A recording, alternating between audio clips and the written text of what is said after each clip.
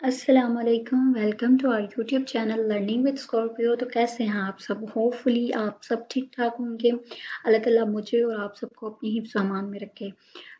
आज हम बात करेंगे ENG 21 के लेक्चर नंबर 6 पे। कोर्स का नेम है बिजनेस एंड टेक्निकल इंग्लिश और टॉपिक का नेम है defining objectives part 2। Part 2 means कि इसका एक पार्ट हम लेक्चर नंबर 5 में पढ़ रहे थे। अब ये हम इसका पार्ट 2 पढ़ेंगे। ठीक है, हो गया जी। तो उसकी जो थोड़ी सी ये हैं आउटलाइंस, उसको हम देख लेते हैं कि हमने इसमें क्या पढ़ना है मतलब नेक्स्ट लेक्चर में। तो सबसे पहले है जी, tell how you want to change the readers attitude. एक तो ये चीज़ होगी कि आपने अपने रीडर्स के एटीट्यूड को चेंज कैसे करना है। ठीक है। दूसरी चीज़ ये होगी कि कुछ इंपॉर्टेंट कैरेक्टरिस्टिक्स होती हैं, उनको आपने कैसे फाइंड आउट करना है। फिर उसके बाद कुछ बहुत सारी टाइप्स होती हैं, आई थिंक सो 3 टाइप होती हैं आपके रीडर्स की, उनको देखेंगे। फिर उन्होंने आपकी जो ऑब्जेक्टिव्स हैं, जो आपका मेन टॉपिक है कि डिफाइनिंग ऑब्जेक्टिव, ऑब्जेक्टिव आपने अपने किस तरह से डिफाइन करने हैं, उसको डिफाइन करने के लिए आपको ना एक सैंपल दिया हुआ है एज वर्कशीट में ना, तो वो भी पढ़ेंगे हम। उसके बाद है जी, learn the importance of appropriateness. अब अप्रोप्रिएटनेस कितनी इंपॉर्टेंट होती है बिजनेस और टेक्निकल कम्युनिकेशन में, ये भी हम पढ़ेंगे। जी, अगर उससे पहले कि आप हम लेक्चर स्टार्ट करें, फाइनली टॉपिक की तरफ आएँ, तो अगर आप हमारे चैनल पर नए हो तो चैनल को सब्सक्राइब कर दो, बेल आइकन को प्रेस कर दो, ताकि मज़ीद नेक्स्ट आने वाले लेक्चर्स वीडियोज़ जो भी होंगी वो आपको जल्दी से मिल जाएँगी। जी, identify the task you will help your readers perform while they read. कहते हैं कि आपने कुछ टास्क देने हैं उनको, ठीक है ना। जब वो रीडिंग कर रहे होंगे, आपका प्रपोजल होगा, आपकी मतलब कोई भी जस्ट लाइक आपका रेज्यूमे होगा, जो भी चीज़ें होंगी एक बिजनेस में जो जो चीज़ें यूज़ की जाती हैं, तो वो जो आपका रीडर होगा, उसको रीड करने के लिए ये चीज़ हेल्प करती है कि आप उनको ना कोई टास्क दे दें। फॉर एग्जांपल आप कहते हो कि ये फलां मीनिंग लिखा हुआ है, इसका अगर आपने सॉरी वर्ड लिखा हुआ है, इसका अगर आपने मीनिंग देखना, तो आप ना इसको बॉटम पेज में देखें या इस तरह से कुछ। ये होते हैं डिफरेंट किस्म के टास्क, मतलब कि आप अपने यूजर्स को ना किसी एक्टिविटी में लगा के रखते हो कि भाई ये चीज़ है, इसका आप नेक्स्ट पेज पे देखें, इस तरह से। तो ये टास्क होते हैं जिसके थ्रू आपका यूजर जो होता है ना, जो रीडर होता है, वो बहुत सारी इंफॉर्मेशन भी फाइंड कर लेता है और उसको जस्ट लाइक समझने की बोरियत भी फील नहीं होती। तो उसके बाद जो सबसे मेन बात मैं आपसे करना चाह रही थी पहले, कि ये जो हाइलाइटेड एरिया था, इसको बहुत अच्छे से नोट कर लिया करें। ये वो चीज़ें होती हैं जो एमसीक्यूज में आ चुकी होती हैं, ठीक है, या फिर आपके शॉर्ट क्वेश्चन में भी आ सकती हैं। सही है ना। तो आप इनको ज़्यादा अच्छे से देख लिया करें। बाकी ये है कि ओवरऑल कॉन्सेप्ट लेने की कोशिश किया करें, ताकि आपकी चीज़ों के बारे में या टॉपिक्स के बारे में क्लियरिटी अच्छी हो जाए, तो फिर क्वेश्चन जहाँ से भी मर्जी आ जाए आप उसको हैंडल कर लेते हो। लेकिन हाइलाइट इसलिए किया जाता है कि कुछ चीज़ें ऐसी होती हैं कि जो आपके मतलब कॉन्सेप्चुअली नहीं होती, एज इट इज़ बुक में से आ रही होती हैं। मतलब जैसे लाइक कोई सेंटेंस ही ऐसा होता है, जैसे ये अब जो लिखा हुआ है यहाँ पे कि readers perform task of locating understanding, इसमें से वो ये दोनों में से एक वर्ड मिस कर देगा और बाकी उसमें पूरा आपके पास सेंटेंस लिखा हुआ होगा। तो फिर आपको फाइंड करना होगा कि एग्जैक्ट ऑप्शन कौन सा है। ठीक हो गया जी। तो देखते हैं कि उसे क्या बताया, कहते हैं at at a general level all task are the same for all readers. सारे टास्क जो होते हैं वो सारे रीडर्स के लिए, मतलब अगर कोई जस्ट लाइक मैनेजर पढ़ रहा है, उसके लिए भी वो टास्क सेम ही है। अगर कोई आपका एम्प्लॉय पढ़ रहा है, उसके लिए भी वो टास्क सेम ही है। ठीक है ना।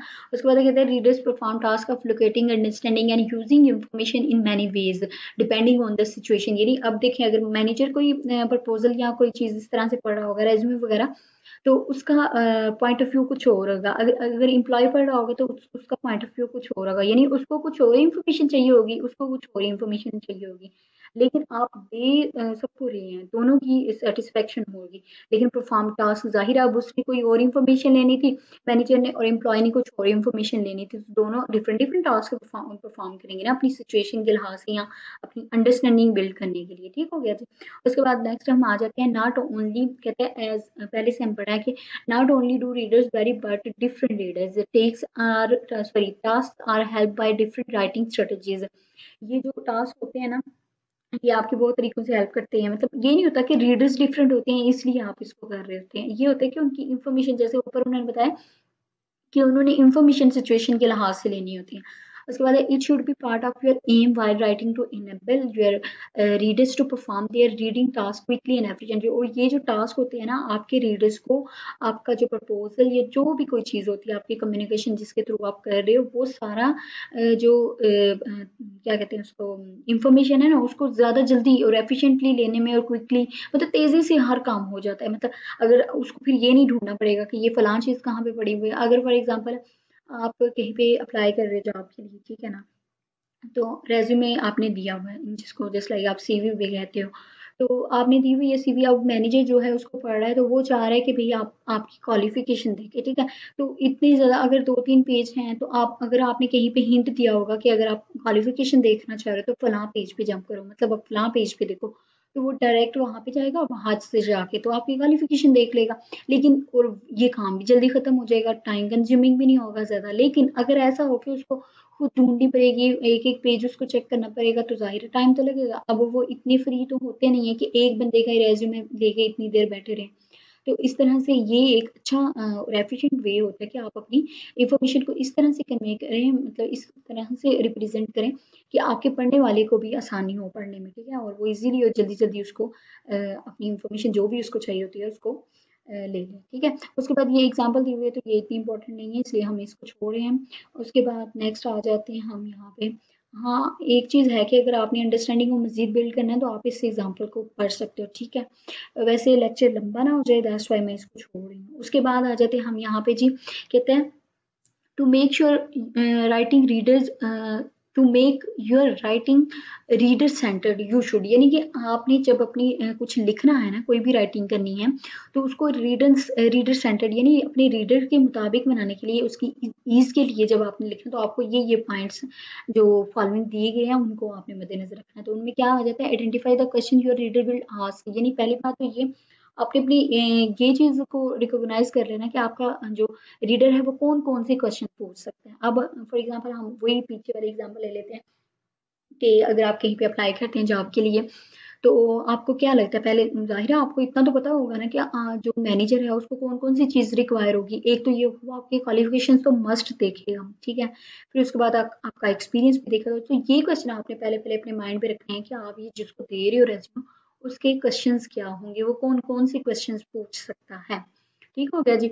उसके बाद आ जाते हैं identify the strategy to answer all these question. फिर उसके बाद वो जो क्वेश्चन पूछे उसके आंसर्स भी उसको मिलने चाहिए। फिर उसके बाद आ जाता है identify the ways in which your readers will use your answer. फिर ये देखना है कि आया आपका वो जो रीडर है वो आपके आंसर्स को किन वेज़ में यूज़ करता है, ठीक है? तो ये 3 चीज़ें ये अपने माइंड में रख लें। शॉर्ट क्वेश्चन में भी आ सकती हैं और माइट बी पॉसिबल एमसीक्यूज़ में भी आ जाएँ कि आपका रीडर जो है, आप अपनी राइटिंग को रीडर सेंटर कैसे बना सकते हैं, कौन-कौन सी चीज़ों को आइडेंटिफाई करने की ज़रूरत होती है, ठीक है ना? तो इसको देख लीजिएगा। उसके बाद आ जाए गाइडलाइन नंबर 2। पहले वाली आई थिंक सो ये थी कि आपने जो भी राइटिंग लिखनी है आपको सबसे पहले तो उसका मकसद पता होना चाहिए कि आप वो किस लिए लिख रहे हैं और उसका रिजल्ट आपको क्या मिलेगा, ठीक है? तो मैं थोड़ा-सा ना इसको आपको दिखा भी देती हूँ ताकि वो थोड़ा-सा रिफ्रेश हो जाए आपके माइंड में। कि लास्ट वाला जो था ना, ये देखिए गाइडलाइन नंबर 1 ये थी कि आपने आइडेंटिफाई करना है, identify the final result you want from your communication. अब जो आप कम्युनिकेशन कर रहे हो तो उससे आपने रिजल्ट क्या मतलब निकलवाना चाहते हो अपने रीडर से। तो वो ये था कि आपने अगर आप अप्लाई कर रहे हो तो जॉब के लिए, तो आप तो ये चाह रहे होते ना कि आपको जॉब मिल जाए, ठीक है ना? तो फिर एक गाइडलाइन ये होती है कि पहली चीज़ तो आपने ये करनी है कि आपको जॉब मिल जाए, उस लिहाज से अपनी चीज़ें मैनेज करनी है, लिखना है उसको। दूसरी गाइडलाइन ये है कि tell how you want to alter the readers attitude. अब आपके जो रीडर्स होते हैं उनके माइंड्स को किस तरह से बदलना होता है आपने, ठीक है ना?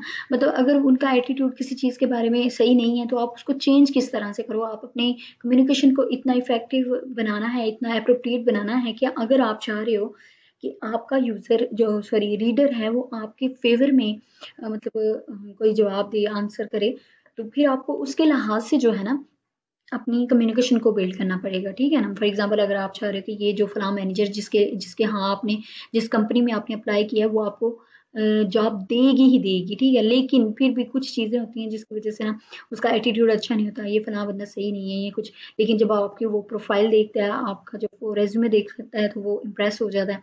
तो उसको लगता है कि भई आप ही वो डिज़र्विंग पर्सन हो जिसको ये जॉब देनी चाहिए, ठीक है? तो ये सारे पैराग्राफ में बिल्कुल यही बात लिखी हुई है कि आपने अपने यूज़र को मतलब ये करना चाह रहे होते हो समटाइम। ये देखें यहाँ पे लिखा हुआ है ना, sometime you will want to reinforce an existing attitude. अगर पहले से उनके आपके बारे में कोई अच्छी राय नहीं है उनके ज़हन में, तो आपने इसको अच्छा बनाना है। कुछ इस तरह से कम्युनिकेशन लिखनी करनी है कि वो आपको वो जवाब देने के लिए मतलब तैयार हो जाए, इम्प्रेस हो जाए, ठीक है ना? आपका एम ये होता है। उसके बाद नेक्स्ट है, ये थोड़ी-सी एग्ज़ाम्पल्स हैं, तो इनको आप चाहे तो कर लें, अच्छी बात है, नहीं करेंगे तो कोई नुकसान इतना बड़ा नहीं है कि मतलब इसमें से कुछ इतना ख़ास नहीं है। उसके बाद है हमारे पास guideline number 3, identify and learn how about sorry identify and learn about your reader, यानी आपने अपने रीडर्स के बारे में ये देखना है कि उनकी इंपॉर्टेंट करेक्टरिस्टिक्स क्या हैं, ठीक है ना? कुछ लोग होते हैं जस्ट लाइक मैनेजर होते हैं, कुछ लोग एम्प्लॉयज़ होते हैं, तो इनकी ना डिफरेंट डिफरेंट करेक्टरिस्टिक्स होती हैं। अब अकॉर्डिंग टू हैंडआउट्स हमारे जो ये वाली ENG 201 है, इसके अकॉर्डिंग अगर हम देखें तो वो हमारे पास ये हैं। You might want to think of your reader in terms of following 3 roles. 3 roles होते हैं रीडर्स के, ठीक है ना? कैरेक्टरिस्टिक्स टाइप, ठीक है? तो कौन-कौन से होते हैं? पहले तो होते हैं डिसीजन मेकर्स, दूसरे होते हैं एडवाइजर्स और तीसरे होते हैं इम्प्लीमेंटर्स। अब ये मोस्ट इंपॉर्टेंट क्वेश्चन है आपके पेपर पॉइंट ऑफ व्यू से भी और आपके एमसीक्यूज जो रूटीन वाइज होते हैं उसके लिए भी और फाइनल मिड के लिए भी, ठीक है ना? सॉरी फाइनल के लिए मिड में ही आएगा ये सिलेबस, तो मिड के लिए भी है। तो इसको आपने बहुत अच्छे से ज़हन-नशीं कर लेना है कि अगर वो आपसे ये क्वेश्चन पूछ लेता है कि आपके रीडर्स की जो रोल होते हैं या उनकी कैरेक्टरिस्टिक्स होती हैं, तो उसमें कितने रोल आते हैं, तो आपने उनको बताना है कि 3 होते हैं और वो होता है डिसीजन मेकर्स, एडवाइज़र्स और इम्प्लीमेंटर्स, ठीक है? तो अब इनकी थोड़ी-थोड़ी डेफिनिशन देख लेते हैं। डिसीजन मेकर क्या होते हैं? डिसीजन मेकर वो होते हैं जिन्होंने कोई फैसला लेना होता है। फॉर एग्ज़ाम्पल अगर कोई कंपनी है तो उसमें कोई चीज़ मतलब कोई न्यू प्रोडक्ट लॉन्च कर रहे हैं, तो अब उसका क्या नुकसान, क्या फ़ायदा, ये वो सब कुछ क्या होगा, तो इसको लॉन्च करना चाहिए या नहीं करना चाहिए, ये काम, ये जो फैसला होता है ना एक, वो डिसीजन मेकर्स लेते हैं, ठीक हो गया? दूसरी चीज़ एडवाइजर्स। अब जो एडवाइजर्स होते हैं ना, वो डिसीजन मेकर्स को ये बताते हैं कि अगर आप ये वाला प्रोजेक्ट लॉन्च करेंगे तो इससे इतना बेनिफिट होगा, ठीक है ना? जस्ट लाइक अगर ए प्रोडक्ट है तो इसको लॉन्च करेंगे तो इतना बेनिफिट होगा, अगर बी प्रोडक्ट है इसको लॉन्च करेंगे तो इतना बेनिफिट होगा, ठीक है ना? ये एडवाइजर्स होते हैं जो एडवाइसेस देते हैं। एडवाइजर के वर्ड से आपको समझ आ रही होगी कि एडवाइजर क्या हो सकता है, ठीक है ना? उसके बाद आ जाते हैं इम्प्लीमेंटर्स। अब इम्प्लीमेंटर्स वो होते हैं जो डिसीजन लेने के बाद उसको प्रैक्टिकल में इम्प्लीमेंट करते हैं, ठीक है ना? उसका एक प्रैक्टिकल समझ लें कि व्यू जो होता है उसको कैरी आउट करते हैं। तो ये इन तीनों की डेफिनेशन थी। आई होप सो आपको समझ आ गई होगी और इनको आपने बहुत अच्छे से याद भी कर लेना है। आपकी बहुत ज़्यादा हेल्प हो जाएगी एमसीक्यूज़ के पॉइंट ऑफ व्यू से भी, शॉर्टकट्स के पॉइंट ऑफ व्यू से, ठीक है? उसकी यहाँ भी कोई डेफिनेशन दी होगी, ये भी आप देख सकते हो। बेसिक चीज़ होती है कॉन्सेप्ट क्लियर करना। अगर आपका कॉन्सेप्ट क्लियर होगा तो आप किसी भी तरह के क्वेश्चन को हैंडल कर सकते हो, ठीक है? लेकिन अगर आपका कॉन्सेप्ट ही क्लियर नहीं होगा, आपको पता ही नहीं होगा ये डिसीजन मेकर्स होते क्या हैं, तो आप कैसे लिखोगे, ठीक है ना? फिर भी अगर पहली बात तो ये कि कॉन्सेप्ट क्लियर करो, उसके बाद अगर आपको समझ है ये क्या चीज़ें, फिर आप एक दफ़ा इसको रीड आउट कर लेते हो, तो ज़रा आपकी वर्डिंग अच्छी हो जाती है, चीज़ों को रिप्रेज़ेंट करने का तरीका आपको आ जाता है, ठीक है ना? तो ये चीज़ ज़रूर देख लीजिएगा। उसके बाद हम नेक्स्ट आ जाते हैं जी, उसके बाद कहता है फ़ेमिलियरिटी योर टॉपिक। आपको आपके जो रीडर होते हैं ना, उनकी थोड़ी-सी फ़ेमिलियरिटी होनी चाहिए आपके टॉपिक के साथ भी। अब ऐसा नहीं है कि कोई आपका मतलब आपकी कंपनी में कोई ऐसा एम्प्लॉयी है जो कोडिंग करता है सिर्फ़, ठीक है ना? तो आप उसको जाके डॉक्यूमेंटेशन दे देते हो, मतलब उसको कोई थ्योरी वाला काम दे देते थे कि आपने ये करना है। तो अब वो उससे उसके रेलेवेंट तो काम ना हुआ ना, फिर तो काम भी अच्छा नहीं होगा और उसकी मतलब उसको तो उसके बारे में पता ही नहीं होगा कुछ भी, ठीक है ना? तो हम इसको थोड़ा-सा देख लेते हैं। Your readers familiarity with your topic will determine the amount of background information you will need to make your communication understandable to your audience, ठीक है ना? उन्होंने कहा है कि उनकी जो बैकग्राउंड इन्फॉर्मेशन होती है ना, वो रेलेवेंट होनी चाहिए, मतलब उनको आपके टॉपिक के बारे में कुछ ना कुछ पता होना चाहिए, फिर ही वो अच्छे से उसको अंडरस्टैंड कर सकते हैं। ठीक हो गया जी? उसके बाद आते हैं प्रेफर्ड कम्युनिकेशन स्टाइल। अब एक होता है ना कि अगर हम फॉर्मली किसी से बात कर रहे हो ना तो एक ही तरीके से बात करेंगे, मोस्टली प्रेफर जो जो सारे लोग करते हैं जी। मतलब अगर कोई आपने प्रेजेंटेशन देनी है तो सबसे पहले आप इंट्रो करवाओगे, फिर उसके बाद अपने प्रोजेक्ट का इंट्रो करवाओगे, फिर उसके बाद आप स्टार्ट करोगे काम। ठीक है, ये एक होता है फॉर्मल तरीका। एक होता है इनफॉर्मल तरीका, आप किसी भी बंदे से मतलब इंडिविजुअली कैसे भी बात करते हो, फ्रेंडली करते हो, फ्रेंकली करते हो। तो उसका कोई मसला नहीं होता। अब ये भी वही है कि कह रहे हैं कि आपने वो वाला स्टाइल यूज़ करना है कम्युनिकेशन का जो प्रेफर्ड हो, यानी कि जो मोस्टली पीपल यूज़ कर रहे हो। ऐसा नहीं है कि आप बस जाके तो मतलब लिख दो बस ऐसे ही कि ये है मेरे रेज़्यूमे और मैं ये कर सकता हूँ, ये कर सकता हूँ। तो ऐसे नहीं है, आपने कोई फॉर्मल कोई अच्छा प्रेफर्ड जो प्रेफर किया जाता है वे आपने वही यूज़ करना है। तो इसमें से जो इम्पोर्टेंट थोड़ी-सी चीज़ लगी थी, वो मुझे ये लगी थी, बाकी आपको इसकी समझ तो आ गई होगी। होपफुली आप इसको लिखने के भी काबिल हो जाएँगे। उसके बाद है इंफॉर्मेशन स्टाइल में vary from a simple prose writing to illustration with tables graphs and charts. कहते हैं कि आप मतलब ये जो है ना इंफॉर्मेशन स्टाइल इस तरह से वो हो सकते हैं जस्ट लाइक डिफरेंट डिफरेंट हो सकते हैं। एक तो आप सिंपल बस पैराग्राफ्स में लिख के ठीक है ना प्रोज वगैरह लिख के बता रहे थे, दूसरा ये भी होता है कि आप उसको टेबल्स की शक्ल में जैसे डिफरेंसेस बताते हैं हम, एडवांटेजेस डिसएडवांटेजेस बताते हैं, ठीक है ना, ये चीज़ें। तो कहता है कि अगर ये भी डिफरेंट होता है आपका इन्फॉर्मेशन स्टाइल भी। उसके बाद आ जाते हैं स्पेशल फैक्टर्स। अब स्पेशल फैक्टर्स क्या होते हैं, हर एक रीडर जो होता है ना उसका माइंड सेटअप डिफरेंट डिफरेंट होता है, यानी उसका पॉइंट ऑफ व्यू सोचने का डिफरेंट होता है, ठीक है। तो ये पहली बात है कि ईच रीडर इज यूनिक, हर एक के कहीं ना कहीं एक दूसरे से डिफर कर रहा होता है, ठीक है। तो आपने क्या करना है कि इनकी हर एक की करेक्टरिस्टिक्स को देख के लिखने नहीं बैठ जाना, आपने एक ओवरऑल जो है ना अपना वो रखना है, स्टैमिना रखना है, उसके थ्रू आपने लिखना है, ठीक है ना। तो यहाँ पे ये चीज़ थी कि you must consolidate all information in the same way that will let you keep the key point about your audience in mind as you write, यानी कि आपके ऑडियंस के जो माइंड्स है ना वो मतलब सबके, आपने ये नहीं करना कि वो फलां ऐसे है, ऐसे सोचेगा, ऐसे सोचेगा, ऐसे नहीं। आपने ये देखना है कि एक जो मैं बिल्कुल ओवरऑल इंफॉर्मेशन दे रहा हूँ वो सबके लिए उसमें से की पॉइंट सबको सेम ही चाहिए, ठीक है ना।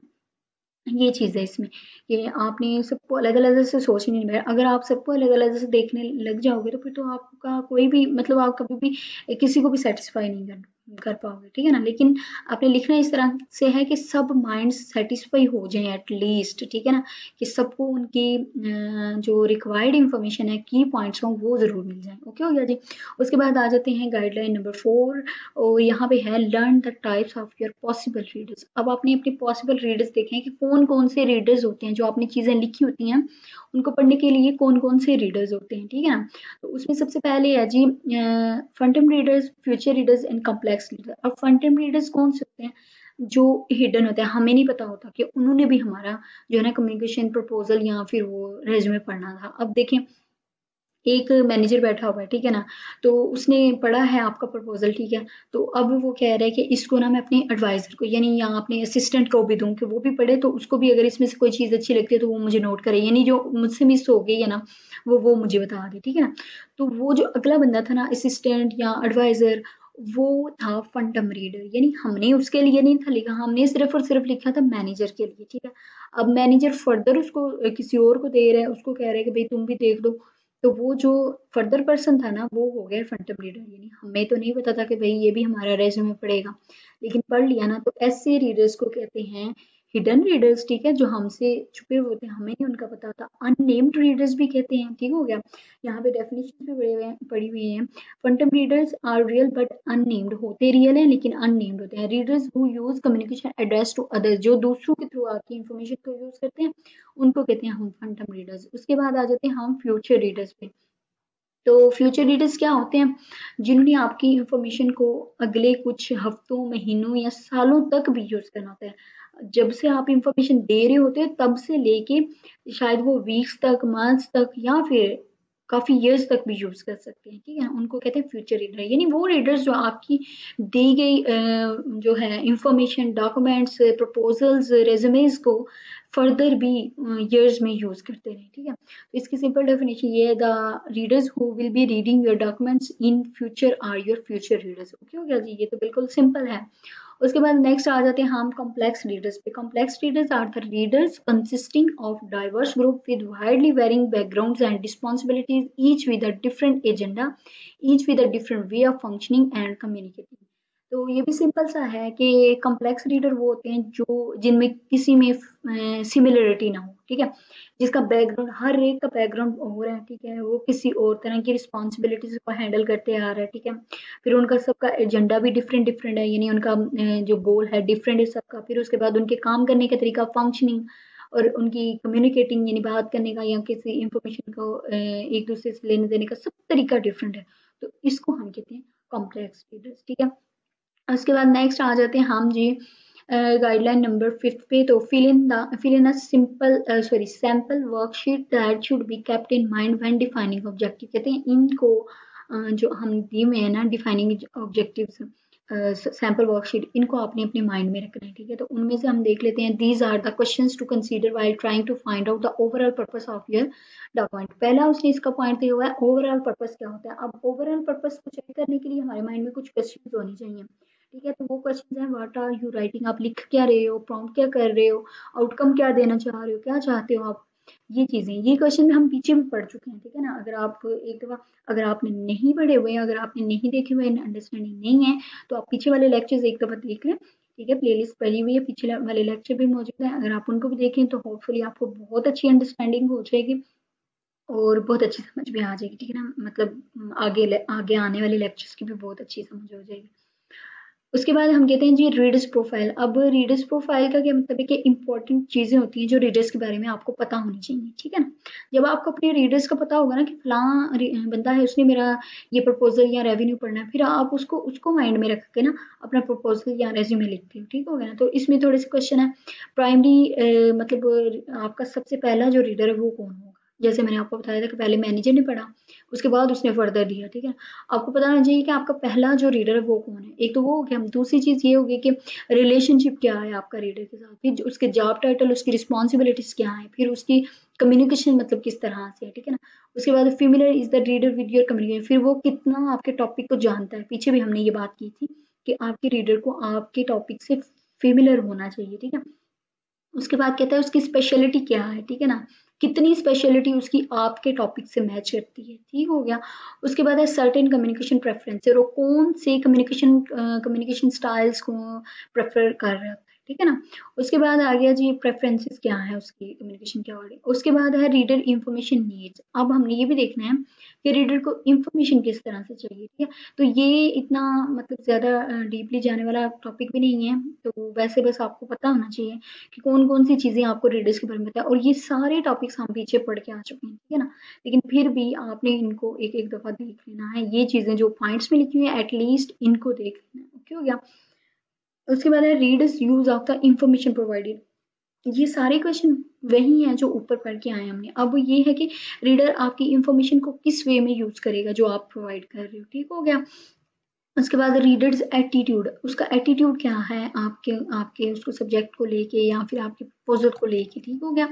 उसके बाद आ जाता है sample worksheet to define object. अब यहाँ पे वो सैम्पल वर्कशीट हमें बताएगा, लेकिन इसमें कोई ज़्यादा मतलब नहीं है। ओवरऑल पर्पस ये जो पॉइंट्स दे रहे हैं ना, आपने सिर्फ और सिर्फ ये पॉइंट्स याद कर लेने हैं, ठीक हो गया। ओवरऑल पर्पस है, उसके बाद रीडर्स प्रोफाइल है, उसके बाद है रीडर्स इंफॉर्मेशन नीड्स, कि आपकी इंफॉर्मेशन, और फिर readers use of the information provided, ये अगेन हो गया, रिपीटेड हो गया ना, ऊपर वाला भी था इसी तरह से। रीडर्स एटीट्यूड, हाँ जी ये रिपीट हो गया, आपने बस यही करना है, ऊपर वाला या नीचे वाले कोई सिर्फ कर लें, ठीक है ना। उसके बाद अब रिवीजन कर रहा है वो हमारे जितनी भी गाइडलाइन थी उनका, ठीक है ना। तो पहले पहले भी हमें बता रहा है identify the readers by role. मैंने ऊपर भी आपको बताया था, ये बहुत इंपॉर्टेंट टॉपिक है, आपने इसको बहुत अच्छे से याद कर लेना है और इसके कॉन्सेप्ट क्लियर कर लेने थे कि डिसीजन मेकर कौन होते हैं, एडवाइजर कौन होते हैं, इम्प्लीमेंटर कौन होते हैं, ठीक है। तो ये आपके जो है पेपर में भी क्वेश्चन आ सकता है कि आप जो है ना बाय रोल रीडर्स जो हैं उनकी टाइप्स बताएं, या फिर उनको मतलब एक्सप्लेन करें कि कौन कौन सी होती हैं, उनका नेम भी लिखें और उनकी डिस्क्रिप्शन भी पूछ सकता है। उसके बाद identifying the readers bye type. अब बाय टाइप कितनी होती है, तीन होती हैं ये भी, फंडम रीडर्स, फ्यूचर रीडर और कॉम्प्लेक्स रीडर। अप्रोप्रिएटनेस भी आप कह सकते हो, बट कॉम्प्लेक्स रीडर आपके लिए ज़्यादा बेहतर होगा याद रखने में, ठीक है ना। ये बहुत इंपॉर्टेंट है, इसको आपने अच्छे से जहन नशीं कर लेना, ओके।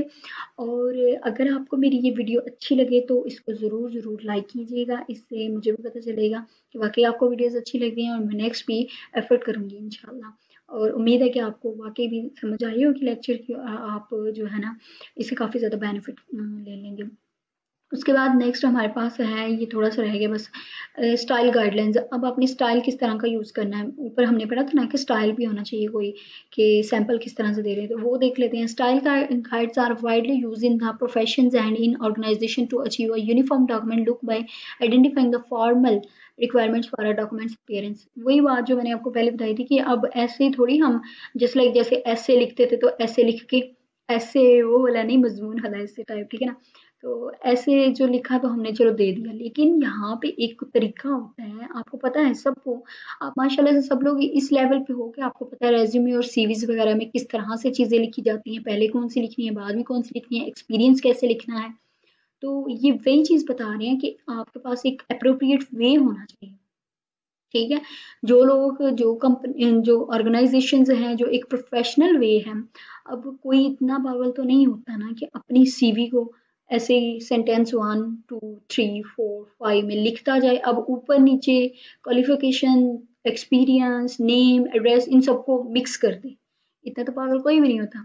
इसीलिए इसी चीज को वो बस बार बार बता रहे हैं कि आपने स्टाइल अच्छा रखना है, वो स्टाइल लेना है जो सबसे ज़्यादा अप्रोप्रिएट हो, जो सारी ऑर्गेनाइजेशन, सारे प्रोफेशंस, मतलब हर प्रोफेशन में वही ज़्यादा प्रेफर की जा रही हो। ओके हो गया, उसमें उन्होंने थोड़ी सी ये हमें गाइडलाइन भी बता दी है, इस तरह से आप रखें।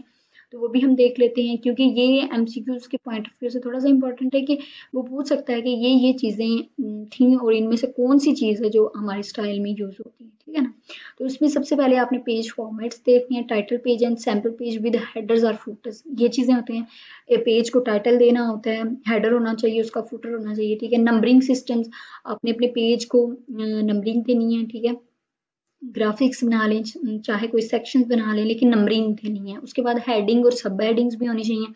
जैसे आप टॉप पे लिखते हो जी क्वालिफिकेशन, उसके बाद अपनी जितनी भी जो भी आपकी क्वालिफिकेशन होती है वो सब हेडिंग्स में लिख देते हो, ठीक है ना। हेडिंग आपकी क्वालिफिकेशन हो। उसके बाद है ग्राफिक्स एलिमेंट, अगर आपने कोई ऐड करने हैं जैसे लाइक अपनी पिक या इसके अलावा भी कुछ, तो वो भी ऐड करते हैं। यूजेज, पंक्चुएशन एंड मैकेनिज्म, ठीक है। उसके बाद डॉक्यूमेंट पैकेजिंग, मतलब ये सारी चीज़ें हैं जो आपके डॉक्यूमेंट को ना बहुत ज़्यादा अप्रोप्रिएट बना देती हैं। आई होप सो आपको लेक्चर की बिल्कुल अच्छे से समझ आ गई होगी, और यहाँ पे हमारा होता है लेक्चर एंड। अगर आपको मेरी वीडियो अच्छी लगी हो तो इसे लाइक ज़रूर कीजिएगा, और कमेंट बॉक्स में कमेंट भी कीजिएगा कि मैं नेक्स्ट वीडियो बनाऊँ। इंशाल्लाह आपकी हेल्प होगी। और अगर आपको किसी चीज़ की समझ नहीं आई तो आप कमेंट करके उसको पूछ भी सकते हो। ओके हो गया जी। होपफुली आपको लेक्चर अच्छा लगा होगा। लाइक, कमेंट और शेयर भी कीजिएगा दूसरों के साथ, ताकि सबकी हेल्प हो जाए। और अगर आप हमारे चैनल पर नए हो तो अगेन कह दूँ, चैनल को सब्सक्राइब कर लीजिए, it's very helpful for you in future. तो जी मुझे दीजिए इजाज़त, नेक्स्ट लेक्चर के तक के लिए अपना बहुत ज़्यादा ख्याल रखिएगा। ओके जी, टेक केयर, अल्लाह हाफिज़।